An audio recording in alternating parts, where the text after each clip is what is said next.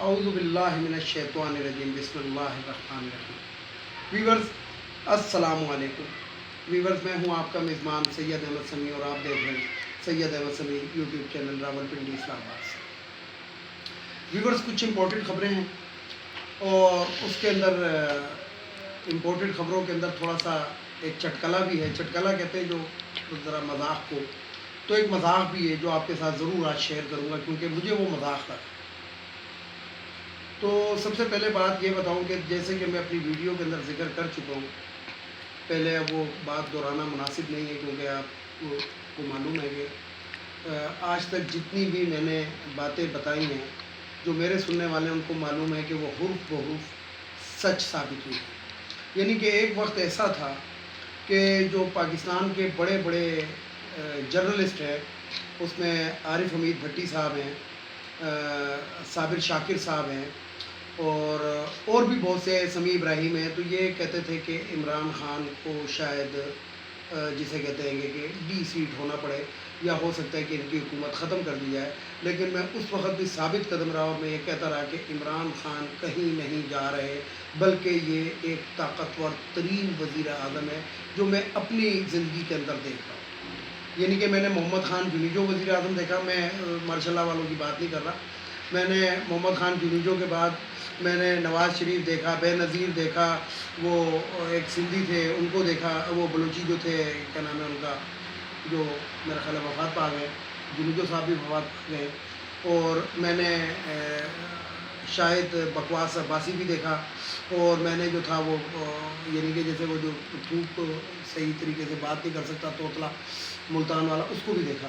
تو یہ وزیر اعظم جو ہے یہ طاقتور ترین وزیر اعظم ہے، اور جب امریکہ کو انہوں نے وہ ایک ایبسولوٹلی ناٹ کا جو جواب دیا تو اس کے بعد امریکہ ایک گھنونی سازش، کیونکہ امریکہ یہ گھنونی سازش کوئی پہلی دفعہ نہیں ہے، انور سادات کے ساتھ ہو چکی ہے، مصر کے جو انور سادات تھے ان کے ساتھ بھی ہو چکی ہے، شاہ فیصل کے ساتھ ہو چکی ہے، معمر کرنل قذافی کے ساتھ ہو چکی ہے، صدام حسین کو یہ امریکہ مروا چکا ہے۔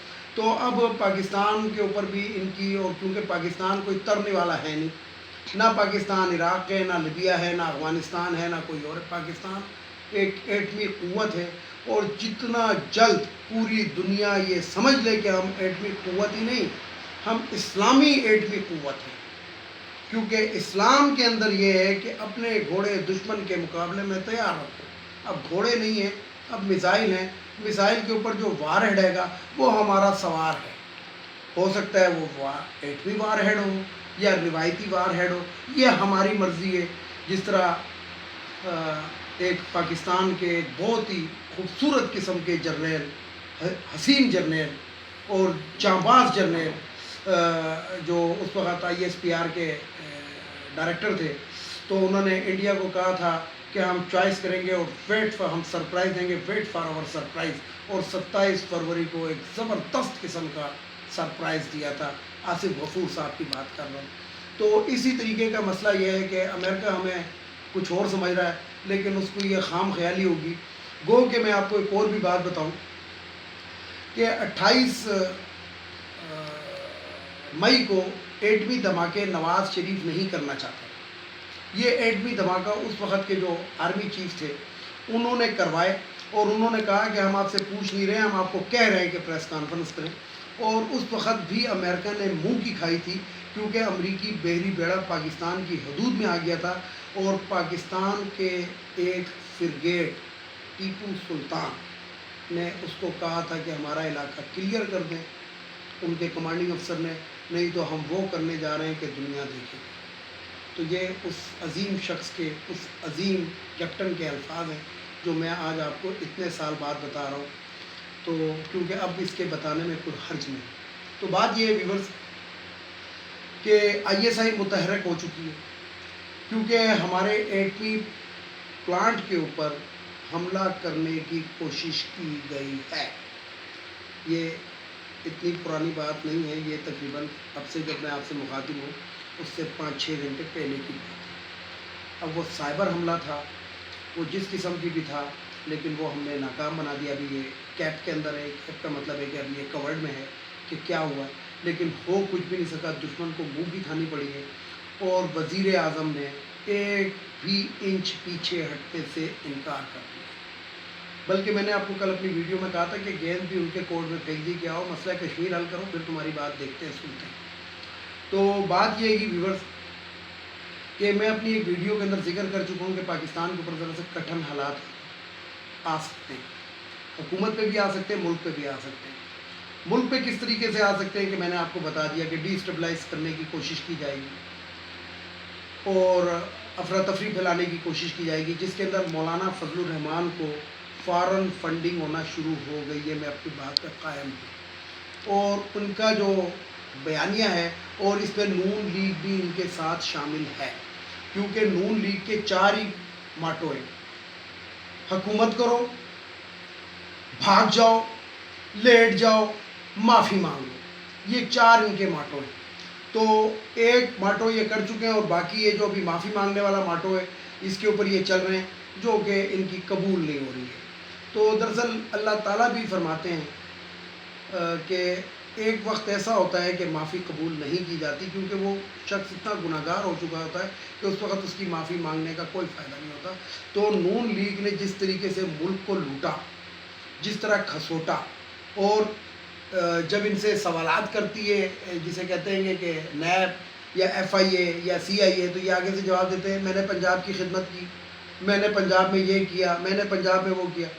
پنجاب کے اندر صرف ایک بات آپ کو بتا دوں کہ صرف جو میٹرو ٹرین ہے، یہ جو اورنج لائن ٹرین ہے، اس کے اندر حکومت کو 5 ارب روپے سالانہ کا خسارہ ہے۔ کیوں خسارہ ہے؟ کہ ٹکٹ جو ہے اگر ایکسپینڈیچر کے حساب سے ٹکٹ رکھے، ایکسپینڈیچر کہتے ہیں اخراجات کے حساب سے اگر ایک بندے کا ٹکٹ رکھے تو 260 روپے بنتا ہے، تو 240 روپے ایک ٹکٹ کے اوپر سبسڈی دیے۔ تو یہ بندہ پوچھے کہ کیا رمضان شوگر مل سے یہ پیسہ دو گے؟ ادھر سے تو تم ایک پیسہ دینے کے لیے تیار نہیں، کیا تم دو گے؟ کیا جاتی عمرہ بیچ کر دو گے اورنج لائن کے پیسے؟ یہ تو حکومت پنجاب اتارے گی، پتہ نہیں کتنے سال میں اتریں گے۔ تو ویورز بات میں کر رہا تھا ملک کہ افراتفری پھیلانے کی کوشش کی جائے گی۔ مولانا فضل الرحمان اس کے اندر سرگرم ہے، یہ دین فروش مولوی جو اس کے اندر یہ مدرسے کے بچوں کو پھر استعمال کرے گا، چھوٹے چھوٹے بچے ہیں جن کا ووٹ ہے نہ کچھ ہے۔ اور ان مولویوں کی حالت آپ نے دیکھ ہی لی ہے کہ ان کے کرتوت بھی آپ نے دیکھ لیا لاہور کے اندر، آپ کو پتہ ہی لگ گیا۔ جس کو مولوی جو ہے یہ فضل الرحمان اس کو پروٹیکٹ کر رہا ہے کہ اتنے مدارس کے اندر اتنے زیادہ مدارس ہیں، اگر ایک آدھ کیس ہو جائے تو یہ کوئی معنی نہیں رکھتا۔ تو بات یہ ہے گی کہ تم تو اسلامی بنتے ہو اور اسلام کا لبادہ اوڑھتے ہو، گو کہ ہم نے تمہیں آج تک کسی کا نماز جنازہ پڑھاتے ہوئے نہیں دیکھا، لیکن پھر بھی شرم آنی چاہیے، حیا آنی چاہیے۔ تو ویورز بات یہ ہے کہ یہ تو تھی، میں نے آپ کو ایک خبر دینی تھی جو میں نے آپ کو دے دی کہ پاکستان کی ایٹمی پروگرام کے اوپر، ایٹمی صلاحیت کے اوپر، ایٹمی اثاثوں کے اوپر حملہ کرنے کی کوشش کی گئی ہے، جو کہ ناکام بنا دی گئی۔ اب آتے ہیں چٹکلے کی جانب، ذرا بیچ میں ایک چٹکلا ہو گیا۔ ہنا ربانی خر جیسا کہ آپ جانتے ہوں گے وزیر خزانہ بھی رہی، پیپلز پارٹی کے دور میں وہ وزیر خارجہ بھی رہی۔ تو انہوں نے ایک بات کی ہے اسمبلی میں کھڑے ہو کے کہ ہم گھاس کھا لیں گے لیکن اپنا تحفظ کریں گے۔ تو سب سے پہلے میں ہنا ربانی خر صاحبہ کو کہتا ہوں کہ آپ بلاول بھٹو سے تحفظ کریں گی یا کس سے کریں گی؟ آپ بلاول بھٹو کے ساتھ جو کچھ بنگلہ دیش میں ہوتا رہا ہے وہ میڈیا کے اندر آ چکا ہے، اور شرم آنی چاہیے ہماری ایکس وزیر خارجہ کو۔ دوسری بات جو میں آپ کو بتانا چاہتا ہوں وہ یہ ہے کہ ان کا ایک کپڑے کا مل ہے، جسے کہتے ہیں وہ آپ لوگ کہتے ہیں فیبر مل، یعنی کہ یہ کپڑا بنتا ہے ان کے مل کے اندر۔ اس کے اوپر پیپلز پارٹی کے 5 سالہ دور حکومت کے اندر ان کا بل جو تھا وہ کروڑوں روپے آیا، جو یہ جمع نہیں کراتی تھی، لیکن اس بل کی بجلی بحال رہتی تھی۔ نون لیگ کے آخری دور کے اندر جب شاہد خاقان بکواسی وزیر اعظم تھا تو انہوں نے اس کی انسٹالمنٹ کرائی اس بل کی۔ تو وہ جو انسٹالمنٹ انہوں نے کرائی ہے وہ 400 یا 500 روپے مہینہ ہے، یعنی کہ وابڈا کو وہ پیسے وصول کرنے میں 30 سال لگیں گے۔ تو گھاس کھانے کی عادت ان کو ہوتی ہے جو اپنے قرضے اتارتے ہیں پہلی پرائرٹی کے اندر، کہتے ہیں کہ یار اگر ہم مر جائیں تو ہم پہ قرض نہ ہو. ان جیسے لوگوں نے گھاس نہیں کھانی ہوتی. انہوں نے صرف اسمبلی کے اندر وہ کرتا ہے. جس عورت کا پرس جو یہ وزیر خارجہ تھی اور یوں مٹکا کے جاتی تھی 28,000 ڈالر کا ہو تو وہ گھاس کہاں سے کھائے گی؟ اس کو گھاس کھانے کی عادت ہی نہیں ہے. وہ تو کریلا بھی نہیں کھاتی ہوگی. وہ تو جسے کہتے ہیں کہ فاسٹ فوڈ کی بھی اعلیٰ نسل کی فاسٹ فوڈ کھاتی ہوگی. تو یہ ان کے دھاتی کے دانت دکھانے کے ہو رہے ہیں اور کھانے کے ہو رہے ہیں. پورا ملک کھا چکے ہیں. پورے ملک کے ایڈوانس میں پیسے لے کے کھا چکے ہیں. بجلی جلا چکے ہیں اور 30 سال کے بعد تک اس کا پیسہ دیتے رہیں گے. یہ میں نہیں کہہ رہا, یہ واپڈا کی ویب سائٹ کے اوپر یہ چیز موجود ہے. تو ویورز یہ تھا چٹکلا کہ گھاس کھا لیں گے اور ہم اپنا تحفظ کریں گے. یہ نہیں کہ اپنے ملوں کا تحفظ کرے گی, باقی چیزوں کا تحفظ کر نہیں سکی ہو تو بلاول بھٹو کو تصویریں میڈیا یوٹیوب کے اوپر موجود ہیں, آپ لوگ دیکھ سکتے ہیں. مجھے کہنے کی اس پہ ضرورت نہیں. تو بات یہ ویورز کی یہ کچھ اس طرح کی باتیں تھیں کہ جو میں نے آپ کو بتائی. اب میں ایک اور آپ کو بات بتاؤں کہ بھارت جو میں نے آپ کو کہا تھا کہ وہ اب یو ٹرن لے رہا ہے. یو ٹرن کس چیز کے اوپر لے رہا ہے؟ کشمیر کے. جو اس نے اس کی خصوصی حیثیت جو ختم کی تھی اور پھر وہاں پہ اس نے ایک لاک ڈاؤن لگایا تھا جس کا پھر دنیا کو سامنا کرنا پڑا. دنیا کو کیسے سامنا کرنا پڑا کہ مسلمانوں کی جو آوازیں تھیں وہ اللہ تعالیٰ تک گئیں.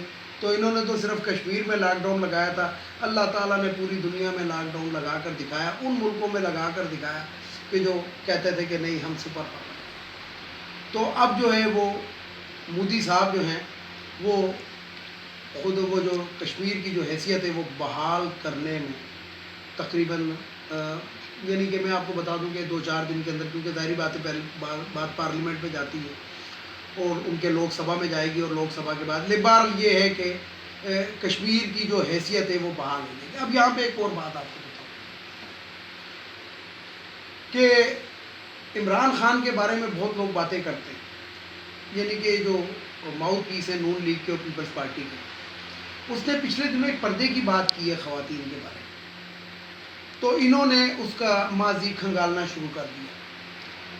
مسئلہ یہ ہے کہ حضرت رابعہ بصری رحمۃ اللہ علیہ نے ایک لفظ کہے تھے کہ جب ایک شخص معافی مانگ لے تو اس کی پرانی باتوں کو مت دہراؤ. تو اگر عمران خان رائے راست کے اوپر آ چکے ہیں اور وہ اسلام کی اور ان چیزوں کی اتنی بات کرتے ہیں تو میرا خیال ہے کہ ان کے ماضی کو کریدنا, میں نہیں کہہ رہا, یہ میں نہیں کہہ رہا, یہ وہ لوگ کہہ رہے ہیں کہ جو اس دنیا میں نہیں ہے اور جن کی دنیا کے اندر لوگوں نے بشارت دی تھی کہ یہ لوگ جنتی ہیں. تو بات یہ ہے کہ اس time general Bajwa, Imran Khan, ISI کے سربراہ اور وزیر خارجہ یہ ایک پیج کے اوپر ہے. ایک جو ہے وہ بیرونی دنیا سے زبان سے لڑ رہا ہے, عمران خان اپنے فیصلوں سے لڑ رہا ہے, اور جنرل باجوہ جو ہے وہ اپنی فوج کو لڑا رہا ہے بڑے طریقے سے. اور جو جنرل فیض حمید ہیں وہ اپنی انٹیلیجنس کو اس طریقے سے استعمال کر رہے ہیں کہ دنیا پریشان. ویڈیو کو لائک کریں, شیئر کریں, سبسکرائب کریں, بیل آئیکن کے بٹن کو ضرور دبائیں تاکہ میری نیکسٹ ویڈیو آپ کو مل سکے. اس کے ساتھ اجازت چاہوں گا. اجازت چاہنے سے پہلے میرے جو روایتی جملے ہیں کہ افغانیوں کو اس ہمارے ملک سے اب چلا جانا چاہیے, بہت ہو گیا.